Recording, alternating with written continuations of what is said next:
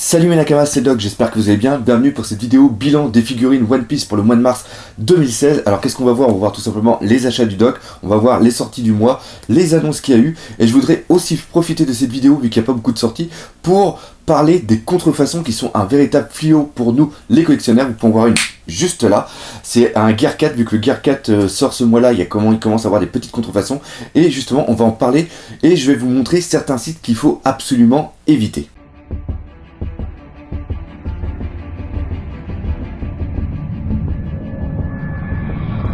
On va commencer par les achats. Les achats que j'ai fait au mois de février et donc que je vais recevoir au mois de mars. C'est pour ça qu'on parle de cette vidéo justement pour le mois de mars. Il va y avoir celle de la Boa Hancock Creator X Creator. J'ai beaucoup aimé sa position. Ça fait pas trop, contrairement au pop, ça fait pas trop vulgaire. C'est sensuel. Voilà, c'est ça le mot, c'est ça le terme sensuel. Et comme on va parler de filles sensuelles, j'ai décidé aussi d'acheter la figurine de Robin parce que vous savez que j'adore Robin, c'est mon personnage féminin préféré. Et j'aime bien, je voulais voir quelle était cette collection de la Jean Freaks qui quand même m'intéresse beaucoup, donc j'ai acheté cette figurine et si elle me plaît, je pense aussi que je vais acheter les autres. On va voir maintenant les sorties du mois. On va commencer avec Banpresto avec bien sûr la Gear 4 qui est absolument, je ne dirais pas monumentale parce qu'elle va pas être très gros, je crois qu'elle doit faire aux alentours de 18-20 cm, mais c'est quand même assez emblématique et je ne comprends pas qu'il n'y ait pas eu d'autres comme par exemple Megahouse avec les pop ou alors Banpresto qui n'ait pas fait de figurines par rapport à ce personnage parce que c'est quelque chose quand même d'assez emblématique et il y avait vraiment j'imagine les figures Art Zero justement, vu comment ils arrivent à bien travailler l'effet de fumée, je pense que ça aurait pu faire une grosse figurine absolument géniale. Bref, pour cette Banpresto, c'est tout le monde l'annonce, il y a eu l'annonce, moi pareil je l'ai commandé sur Ninoma et elle est vendue aux alentours de 20 €. Elle était, je crois qu'elle est encore disponible parce que sur beaucoup de sites elle est totalement en sold out et bah cette figurine c'est absolument incroyable. Je l'attends avec beaucoup d'impatience, je l'ai commandé, je vais la recevoir pareil, je fais des commandes groupées au niveau de Ninoma, donc je la recevrai peut-être aux alentours de la fin du mois de mars, mais c'est sûr que dès que je vais la recevoir, je vais vous faire une putain de review dessus. On va parler maintenant des Dramatic Showcase avec la sortie par rapport à l'arc Baratie du diorama de Zeph avec Senji lors du départ. Il y a quelques photos qui sont en train de traîner sur le net, c'est très beau encore une fois, belle peinture, belle sculpture. Comme d'habitude, moi j'ai commandé sur Ninoma au prix aux alentours de 30 €. Regardez un petit peu, je trouve que pour deux figurines, le prix est quand même assez bon. Ça vient juste de sortir, je crois qu'ils sortent aujourd'hui, au moment où je fais cette vidéo, c'est-à-dire qu'on est le 3 mars. Donc encore une fois, les Dramatic Showcase, c'est une collection personnellement que j'adore. Et aussi, petit truc, c'est très beau pour faire des dioramas. Donc si quelqu'un de la Cross Street Crew sait pas quoi faire à un moment, s'ils veulent me rendre un petit service, voilà. On en reparlera d'Amélie Nadia.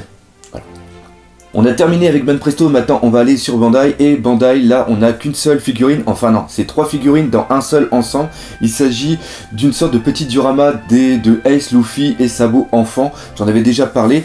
Il est vendu au prix de 6000 yens au Japon, mais j'ai réussi à le trouver sur le site CD Japan au prix de 4000 yens, ce qui fait 30% de réduction, ça fait aux alentours de 32 €, ce qui est quand même encore une fois un très bon prix hors frais de port, hein, bien sûr. Là j'ai pas calculé les frais de port à combien ils sont, mais encore une fois c'est du Figure Art Zero, donc pareil, il y a de la qualité.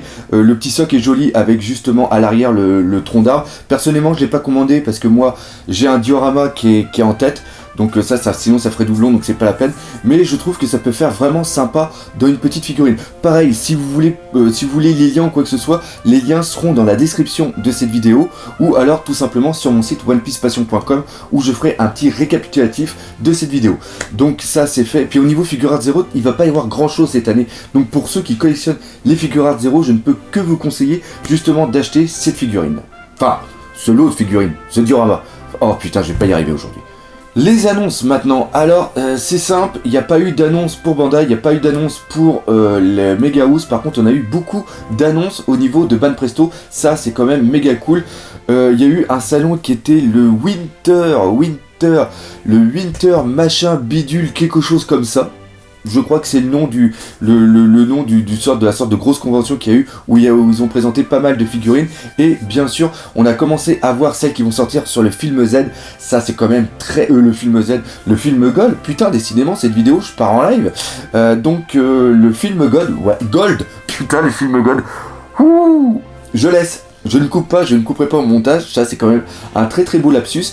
Donc le film Gold, on a eu justement l'équipage des Mugiwara, et ça c'est vraiment classe parce que faut savoir que pour le film Strong World, on a vu que des figurines avec Mega House. Pour le film Z, on a eu la collection complète dans les Figure Art Zero, mais ceux de Ban Presto, les Grand Line Man, ils y étaient pas tous malheureusement, parce qu'elles étaient quand même très très belles.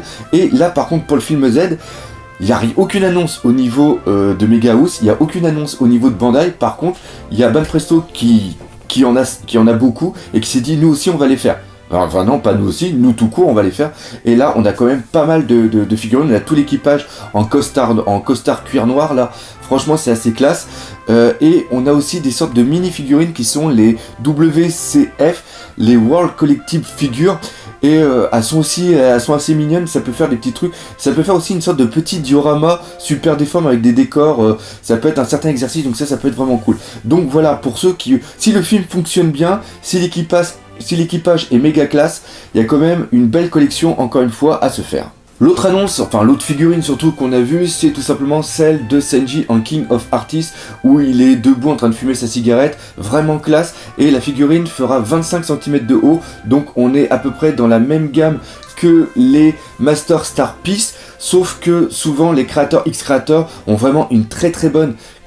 Non, les King of Artists, autant pour moi, ont vraiment une très bonne définition, vraiment une très bonne sculpture et une très bonne peinture. Vous pouvez voir par exemple celle-ci qui était celle de Ace, qui est absolument magnifique. Donc là encore une fois Senji, ce qui est vraiment classe c'est qu'on voit que Senji va avoir de l'importance, il commence à avoir pas mal de figurines contrairement à Zoro, et ça c'est vraiment classe. Donc encore une fois une King of Artists, ça ne se refuse pas. Alors pour Bandai, j'ai menti, il y a quand même quelque chose, il y a quand même une annonce qui a été faite, mais ce n'est pas pour une nouvelle figurine, mais c'est plus par rapport à une réédition. En effet, une figurine de Ace va être rééditée.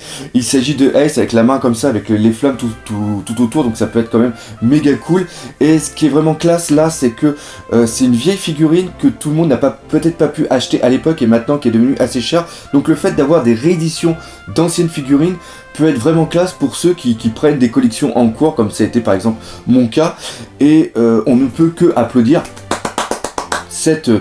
applaudir façon de parler, parce que en un sens Bandai essaye seulement de se faire un petit peu de pognon par rapport à un personnage. J'aimerais bien qu'il fasse des rééditions, mais qu'il fasse aussi de nouvelles figurines, et encore une fois je l'ai trouvé à un bon prix sur le site CD Japan, où ils font 25% sur cette figurine. Elle va sortir au mois de juillet et elle va être au prix de 2250 yens, ce qui fait, je sais plus combien, calculatrice, ce qui fait aux alentours de 16-18 euros. Donc voilà, pareil, encore une fois, les liens seront dans la description. Maintenant, on va parler du sujet qui fâche. Le sujet qui fâche, c'est tout simplement le fait que certains sites nous prennent pour des cons. C'est tout simplement les Chinois. Pourquoi je vous parle de sites comme CD Japan? Pourquoi je vous parle de sites comme Ninoma? Parce que c'est des sites qui sont directement au Japon et on a déjà commandé dessus, et les figurines qu'on a reçues étaient premièrement très très bien emballées, et deuxièmement, c'était des vraies figurines.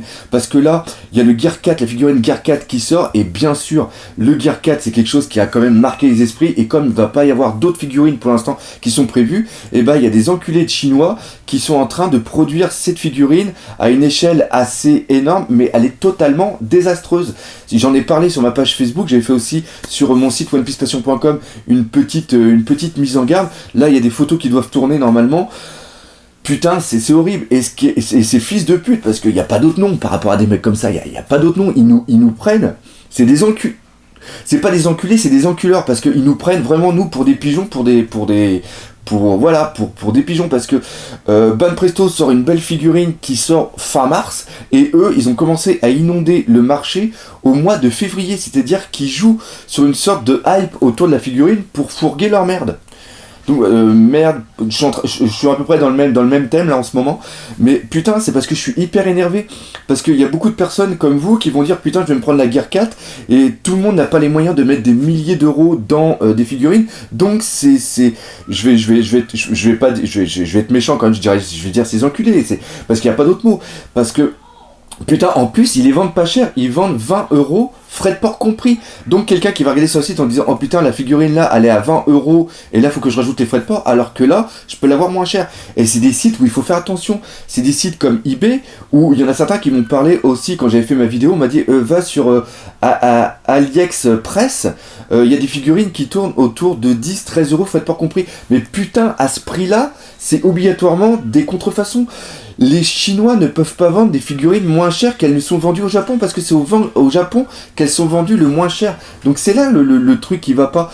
Et ça me fait chier, parce qu'il y en a beaucoup qui ont du mal, tu sais, mettre 20 € dans une figurine pour eux, c'est déjà dur. Et ça, je peux parfaitement le comprendre. Moi, quand j'avais 13-14 ans, eh ben, j'avais pas beaucoup d'argent de poche et je devais économiser comme un bâtard pour pouvoir... économiser comme un bâtard, c'est pas mal, pour pouvoir tout simplement acheter ma figurine. Et là, justement, parce qu'à l'époque, il n'y avait pas Internet, donc j'étais obligé d'acheter au magasin du coin.